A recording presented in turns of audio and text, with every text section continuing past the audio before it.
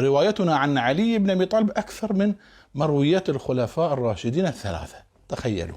فكيف ما نحب علي بن طالب؟ Gəl indi mənimlə barəsində utanmadan danışdığın rəvayətlərə baxaq. Adət üzrə mənim buna heç bir aidiyyətim yoxdur. Sadəcə olaraq alimlərinizin söylədiklərini oxuyacağam. İndi də gəl mənlə birgə İbn Həzmin nə dediyini oxuyaq. Minhacus Sünnətin Əməviyyə kitabı, İbn Teymiyyə, 7-ci cild, səhifə 277. Rafizlərdən hər kəs dəlil gətirir ki, Əli əleyhissalam onların ən elmlisi olmuşdu. Deyir, bu yalandır. O demədi ki, Əli onlardan daha elmli olmuşdu. Dedi ki, bu rafizlərin yalanlarındandır. Hər hansı bir səhabənin elmi üçüncüsü olmayan iki səbəblə bilinir. Birincisi, çoxlu rəvayətləri və fətvaları ilə. Daha sonra deyir, rəvayət və fətvalara gəlincə, həqiqətən də Əbu Bəkir Allah Rəsulundan sonra 2 il 6 ay yaşadı. Bununla yanaşı o, Allah Rəsuluna isnadən 142 hədis nəql etmişdir. Əlidən isə Peyğəmbərə isnadən yalnız 586 hədis nəql edilmişdir. Bunlardan da yalnız 50-yə yaxın hədis səhihdir. Yalnız 50 hədis. O, Allah Rəsulundan sonra 30 ildən çox yaşadı. Maşallah, Əlidən nəql edilmiş səhih hədislər bunlardır. Yalnız 50-ci hədis. Halbuki o, Allah Rəsulundan sonra 30 il yaşamışdır. Əbu Hüreyrə isə Peyğəmbərin zamanında 3 il yaşamış və 5000-dən çox hədis nəql etmişdir. Bəs hardadır Əli bin Əbu Talibin elmi? Yalnız 50 səhih hədis? Beləliklə deyir. Əbu Bəkirdə olan elm, Əlidə olan elmdən qat-qat çox olmuşdur. Allahu Əkbər. Onun nəzərində Əbu Bəkirdə olan elm, Əlidə olan elmdən qat-qat çox olmuşdur. Gəlin tamamlayaq. Onlardan kimin ömrü uzun olmuşsa, ondan daha çox nəql edilmişdir. Əli Ömərdən sonra 17 il bir neçə ay yaşamışdır. Ömərin isnadı ilə nəql edilmiş hədislərin sayı 537-dir. Onlardan 50-yə yaxını səhihdir.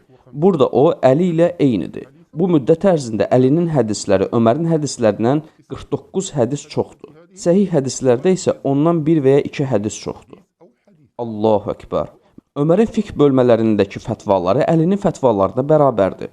Ömərdə olan elm, Əlidə olan elmdən qat-qat çox olmuşdur. Ayşənin isə 2210 isnadı olduğunu görürük. Əbu Hüreyrənin 5344 isnadı olduğunu görürük. İbn Ömərin və Ənəsin hər birinin Ayşənin isnadı qədər isnadı olduğunu görürük. Cabir və İbn Abbasın hər birinin 1500-dən çox isnadı olduğunu görürük. İbn Məsudun 800-dən çox isnadı olduğunu görürük. Adlarını çəkdiklərimizdən Əbu Hüreyrə və Ənəs istisna olmaqla hər birinin fətvaları Əlinin fətvalarından çox və ya elə onunki qədərdir. Hər birinin minlərlə hədisi var. Onun isə 50 səhih rəvayəti var. Bəs Əlinin elmi hara getdi? Məyər Allah Rəsulu Əlinin haqqında belə buyurmamışdı?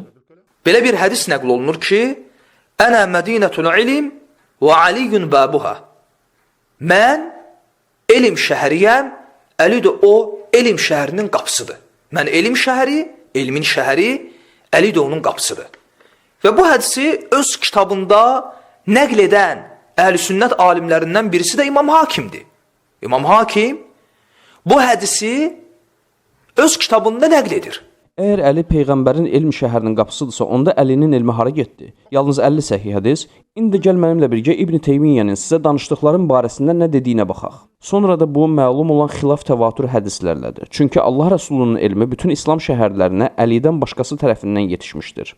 Məkkə və Mədinəyə gəlincə bu ikisində məsələ göz önündədir. Həmçinin Şam və Bəsrədə də.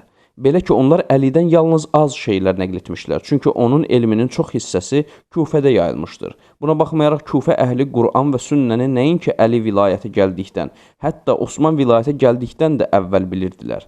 Heç kimin nə Əliyə, nə də ki, onun elminə ehtiyacı olmamışdır. Hamısı sünnəni bilirdilər. Gəlin tamamlayaq. 8-ci cild, səhifə 24-də deyir. İbn Abbasdan isə təfsir barəsində sabit isnadlarla maşallah, nə qədər hədis nəql edilmişdir.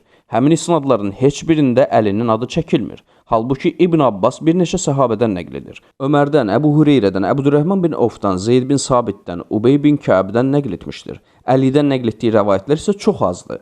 Səhih hədislərin müəllifləri onun Əlidən nəql etdiyi heç bir hədisi qeyd etməmişdilər. Lakin onun Ömərdən, Əbdürrəhman bin Ovfdan, Əbu Hüreyrədən və digərlərindən nəql etdiyini qeyd etmişlər. İndi sən İbn Teymiyyənin söylədikləri barəsində nə deyirsən? Sənin üçün yenə də oxuyaq. Səhifə 283. Əli insanların ən fəqihidir və buna irad bölümü. Rafiz deyir, fiqdə fəqihlər ona müraciət edirdilər. Cavab, bu açıq aydın yalandır. Nə 4 imam, nə də onlardan başqa olan fiqh imamları fiqdə ona müraciət etməmişlər. Malikə gəlincə, onun elmi Mədinə əhlindəndir. Mədinə əhli isə Əlinin sözünü götürməzdilər. Şafiiyə gəlincə, o ilk olaraq fiqh elmini Məkkəlilərdən İbn Cüreycin səhabələri kimilərdən götürmüşdür. Səhifə 284. Sonra da Şafii Malikidən öyrənmişdir. Əbu Hənifəyə gəlincə, onun xüsusi şəkildə bağlı olduğu şeyxi Həmmad İbn Əbu Süleyman idi. İmam Əhmədə gəlincə isə o əhli hədis məzhəbində olmuşdur. Rafizi deyir. Malikiyə gəlincə, onlar elmi ondan və onun övladlarından götürmüşlər. Cavab, bu da aşkar yalandır. Bu Maliki Muvatta kitabıdır. Burada ondan və ya onun övladlardan çox az hədis vardır. Bütün bunlardan sonra Əhl-i Beyti aleyhimussalam sevdiyinizi və onlara tabi olduğunuzu necə iddia edə bilərsiniz? Halbuki siz onlardan elm, hədis, fiqh və təfsir götürməmisiniz. Əksinə, onlardan üz döndərib elmlərini nəql etməmisiniz. Yalnız 50 səhih hədis, budur sevgi.